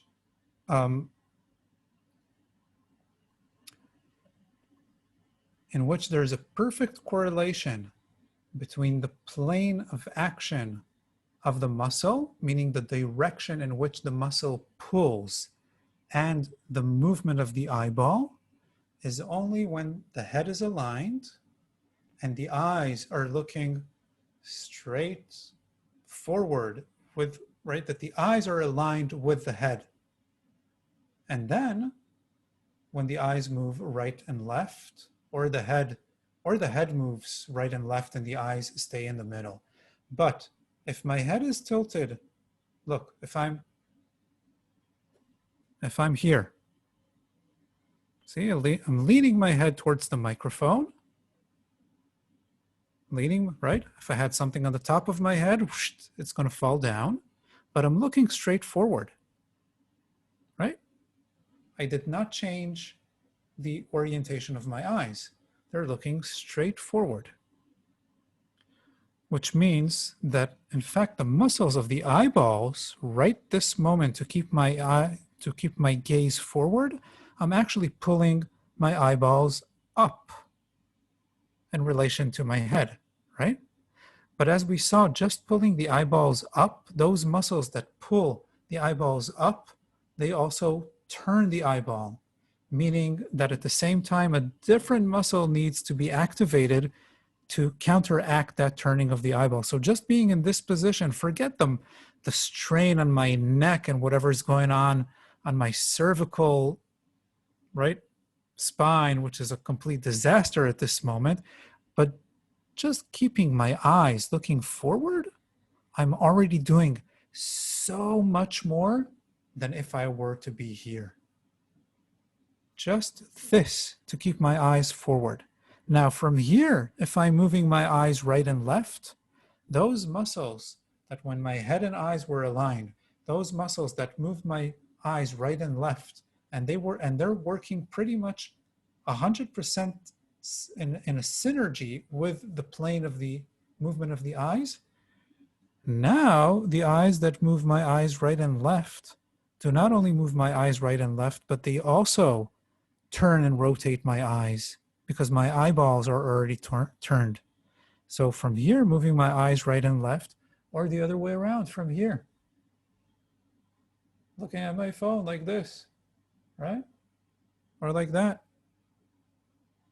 Just the positioning of the eyes is already an extreme complex coordination of the muscles of the eyes, which then do not allow the movement, which then do not allow the eyes that move the eye, that do not allow the muscles that move the eyes right and left, which are also the muscles that converge the eyes, they no longer work on a single plane. Those muscles too distort or torque the eye as they work. So no wonder if I'll be sitting here reading a document, right, and my eyes move right and left, right and left, right and left, right and left, right and left, no wonder I'll have tremendous strain in my eyes after a certain time. right? Because there's so many parallel efforts that are happening around the eyeballs. In comparison, if I was just to be in the neutral alignment towards the horizon, moving my eyes right and left. So I'll be converging for sure and moving the eyes right and left as they converge. But I wouldn't have to do all these turnings and counter turnings from not having my eyes aligned with my skull.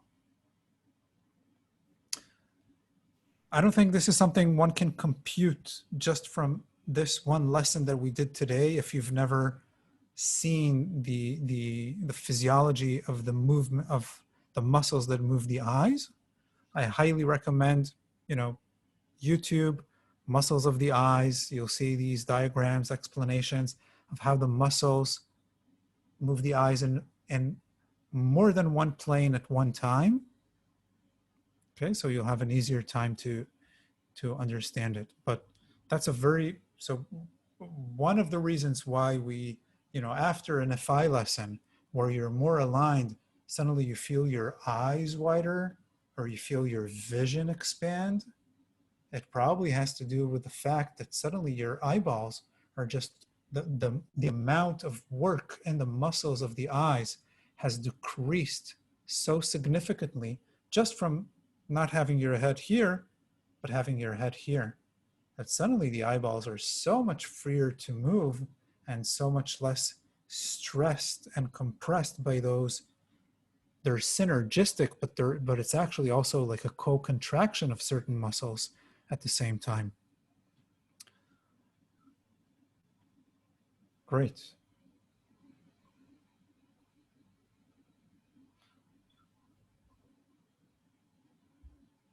Oh, what did I say about reading, Leah? We spoke about reading, eyes moving right to left. Hebrew is read from, what did I say, right to left or left to right? Well, anyway, depending on the language that you're reading, your eyes are moving from one side of the page to the other. You're constantly jumping, you're constantly doing these saccade sort of movements with your eyes when you're reading, right? And not only you're doing saccades, you're maintaining the convergence. Otherwise, you'll see double vision. So you already have the muscles that run next to your nose converging your eyes. And then you need to move your eyes together right and left. But if you're not aligned, if you're a little bit like that, or a little bit like that, or lying back on the sofa with your head or on a pillow, but your book is a little bit down, so your eyes are looking down, your book is not here because your arms are getting tired, so you're leaning your elbows on your chest and your eyes are a little bit down. Wow, you're increasing the work in the muscles around the eyes, as we like to say these days, exponentially. Yeah, that also put a big twist on, I'm going to change my multifocal glasses now to single one. I'm telling you, Can you see Erie's position? I'm going to spotlight you for a moment, because I'm Iris. looking from the bottom. Yeah, I'm doing this You because see what something she's doing? changed. Maybe, yeah, I'm doing this to look from this part. Exactly. And if I look here, I have to be here. And I think it's so bad for the neck and for the eyes. I'm looking at you like that, just because I need to look from the closest. I'm gonna get for everything separately, for reading, for computer, for on the way to improve my vision with Feldenkrais. I'm gonna break down the different prescription. I just realized it's I agree. horrible. It limits my vision and my whole head position. I agree. I've never wore glasses, but when I see somebody with a multifocal, seeing him doing that or that, I'm like, oh my God, that cannot be a good thing. Just cannot be a good thing. And we do that without multifocal, right? We already have these bad tendencies of how we organize our head and neck and spine and eyes. It's not like we start off with this perfect alignment. So now add the multifocal that pushes you to do that or that. Wow. I can say that I realized this during the teaching through Zoom, and I had so much pressure on my neck because I worked with the multifocal, and I changed my glasses only for the computer, and it changed completely. Absolutely. And I can tell you that teaching through Zoom, having perfect eyes, not wearing glasses, is taking a toll on my eyes, Of course. right? So with the multifocal, wow. Raz, Yes. I can understand that if the muscles around your eyes are more relaxed, it's like in everything in Feldenkrais, the longer they are, the more efficiently they can contract, right? So that improves your vision. Is that? Hold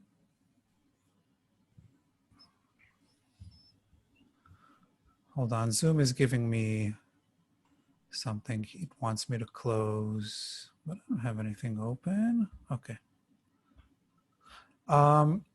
No, it's not so much from that biomechanical perspective. It's more from the fact that, again, you need to look at some YouTube videos to see the orientation of, so let's say I have this, multi-dimensional fist moving around my forearm, okay? And let's say I have a muscle that comes right from the back. So whenever the muscle pulls, it just bends the fist backwards. So that would be like looking upwards. My eyeballs look up.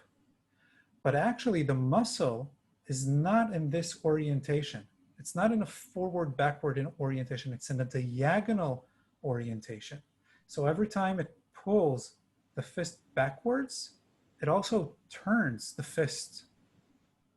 So just looking upwards requires another set of muscles to compensate or to eliminate that turning of the eyeball.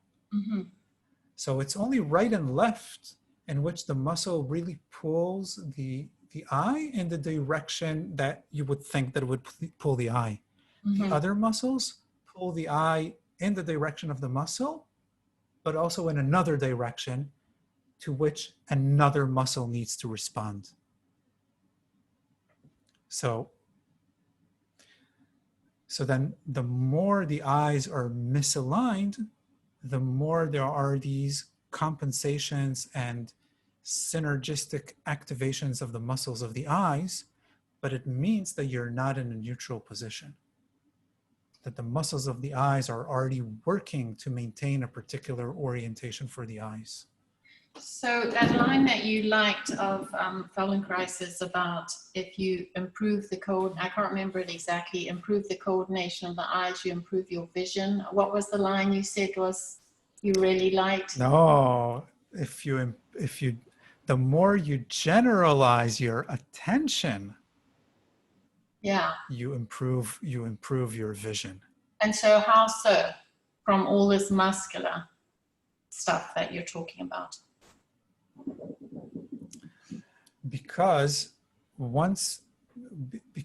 so again, there might be many more aspects to it, but the aspect that I was trying to put the lens on in this series is that from having our visual perception being such a dominant sense, that everything that we do that requires paying attention to details would engage our eyes as if though they are looking at details.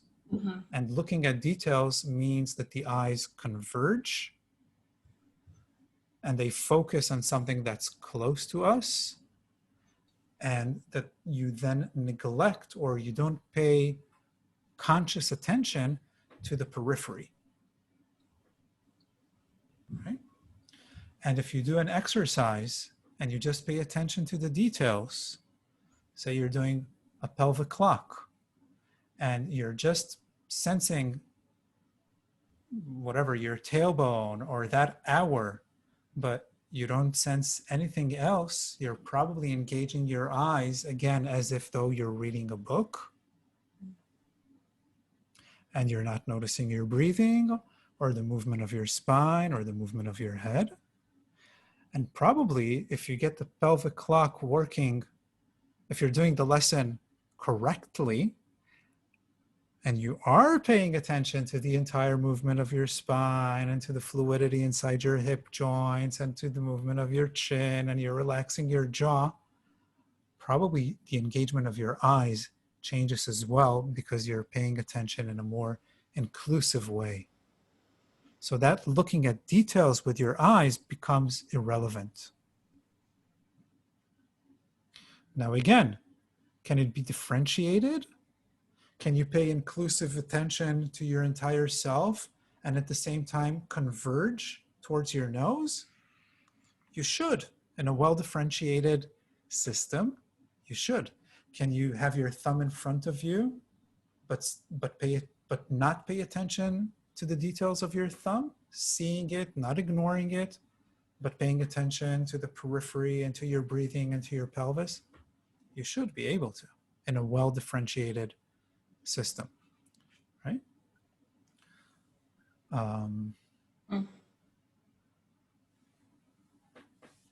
Right. But there are always so many buts. It's really hard to pay attention inward also to different parts of your body all at the same time. Your attention tends to go from one part to another. Also, when you're feeling how you're walking, your attention moves to your feet, it moves to your hip joints, it moves to your extension of your spine. Your attention scans around when you're, and it's the same thing with the periphery, with the room versus yourself. It's very hard to focus on yourself and, or let's not even use the word focus, but to hold yourself and the periphery in your attention at the same time. I mean, attention by definition is directed almost. So if one part of it is diffuse, it's because some other part of it is being focused almost. How do you, I mean, that's a paradox. I can't, for example, walking at the beginning of the lesson and paying attention to the walls, the ceiling, and the floor, I found myself holding my head very still because I wasn't using my eyes. I was trying to kind of listen. It was almost like more like being a blind person and using hearing, except that a blind person would maybe move their head because that would be how they would understand. But not being a blind person, when I deactivate my vision, I hold my head very still to try to free my attention to go. It's hard to explain, but yes, I think yeah, absolutely. And I think what you're describing is really the exposing of how we use our attention in an habituated, compulsive way. And you of all people, Annie, as a martial artist, right? Why are we so impressed by this ninja or karate master that just stands there talking to someone, and then you don't even realize, and somebody comes and hits him from the side and the back, and he doesn't even move, and he just does whoosh, kills the person, right? How did he know that that person was even there? because it's not conscious attention. Well, It's not yourself. Yourself is in abeyance. well, I think martial artists, you know, high top martial artists would argue that it's a conscious practice, that they're not fixated on, you know, the eyes of their opponent. Even if their eyes are on the eyes of their opponent, they're not fixated on the eyes. they have in their attention the arms and the legs and the breathing and the shifting of the weight and the pelvis, and something about their attention is spread out. They cannot forget themselves, right? They cannot ignore their own body. So they're feeling themselves at the same time. The ones that would be the ones to not get hit are doing a better job at synchronizing their breathing and their movement and their pace and their mental state to their opponent, right? You join the movements of your opponent. I think Michael Jordan described that, right? He dribbles and somebody is standing in front of him trying to guard and he wants to pass the guard. What does he do, Michael Jordan? He imitates the movement of that person that's trying to guard, right? So he's synchronizing with him. So then he knows how to diverge him. So he feels himself and the ball and, right, and the feet, and not just the person that's trying to guard him. He needs to see all the other players on the court.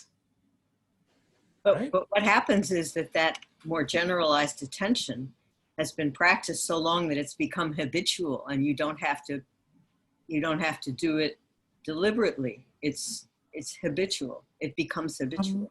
I'm not sure. I mean, I guess it becomes easier to apply and to engage with, but I'm not sure that it becomes completely automatic. I think it's still something about choosing the mental state with which you come into the situation, right? So, you know, a martial artist might choose to have like his attention on the details when he's reading a book, right? He doesn't have to be on guard from being attacked from all around him if he's in his bedroom reading a book. But then when he enters the dojo, he does something consciously in changing that state of mind, right? But it's a practice. Yeah. It definitely is a practice. And I think Moshe knew that practice from his years in judo. And he knew that practice from treating himself with his difficulties. That he knew that paying attention to the problem in his knee is not going to resolve anything. It's actually going to exacerbate the problem in the knee. It's going to eternalize the problem in the knee. And he needs to feel his entire organization with his bad knee, including his head, including his eyes, including how the bad knee is affecting the good knee, right? I know for myself, pain pulls your attention. Oh my God, it's not even a compulsive thing. It's like from the outside. It's like somebody is, you know, it's like, right? Pain has a very strong effect on our attention. And anybody who dealt with pain knows how that attention to the pain becomes habitual, automated, compulsive, patterned, and doesn't help at all. Doesn't do anything to help dealing with the pain at all. But then somehow spreading the attention and being able to sense other parts of yourself, even if you're in pain, but being able to sense other parts of yourself, how that is beneficial to first coping with the pain psychologically and emotionally, but eventually also reducing the pain at some, you know, depending on the type of pain, but even having the ability to dramatically reduce and resolve the pain. This So is also true of psychological pain. Absolutely. Like depression, the way people fixate on the same thoughts that are painful to them. Absolutely. Absolutely. And there will be a visual oculomotor component in that too.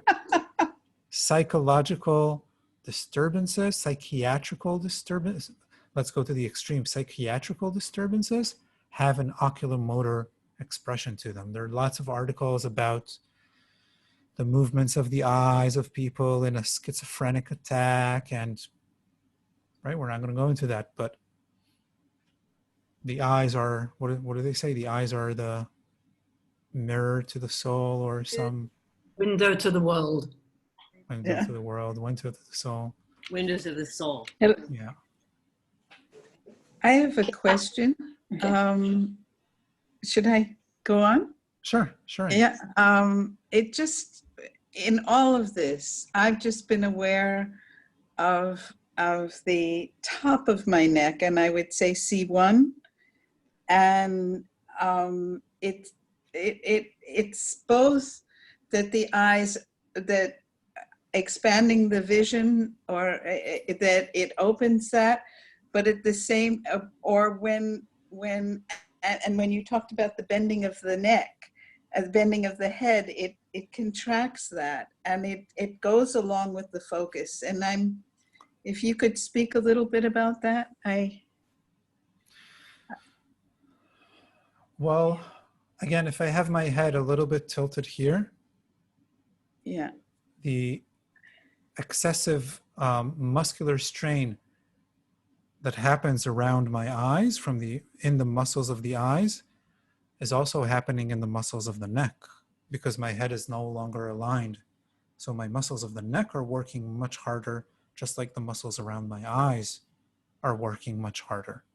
If I have my head aligned and the muscles of the eyes are free to mobilize the eyes right and left very easily, it's also expressed in the ability of the head to turn, and the ability, actually C1, right? The first cervical vertebra turns around the second vertical cervical vertebra. So that freedom in my eyes moving right and left is expressed in how my atlas can turn around the axis. Thanks. Right? And expressed in how my head can very lightly tilt by the skull moving on top of C1. And even so they're like these analogies between the eyes and the head and the upper cervical mechanism, in terms of that freedom and in terms of that gyroscopic properties of being able to move while the eyes maintain a stable position. Right? So again, the head can have a stable position while I move my torso, right? And my eyes can have a stable position while I move my head, and they're synergistic to each other.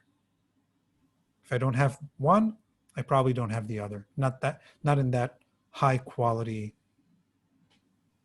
that is possible for us as human beings. Go ahead, Allison. Yeah. Oh, sorry. Are you finished? I just wanted to say, just the thought of expanding it changes the neck. I mean, to me, that's amazing. It's just fantastic. Fantastic. Thank you, Amy. Great. So go ahead, Allison. All I wanted to say was just this last discussion has made me really think a little bit about what does it mean to be in the flow state, and what does that mean ocular motor wise.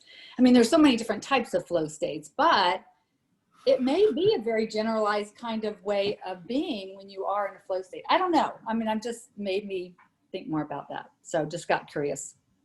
Yeah. Great. Okay. Great. Thank you so much, everyone. I'm going to stop the recording.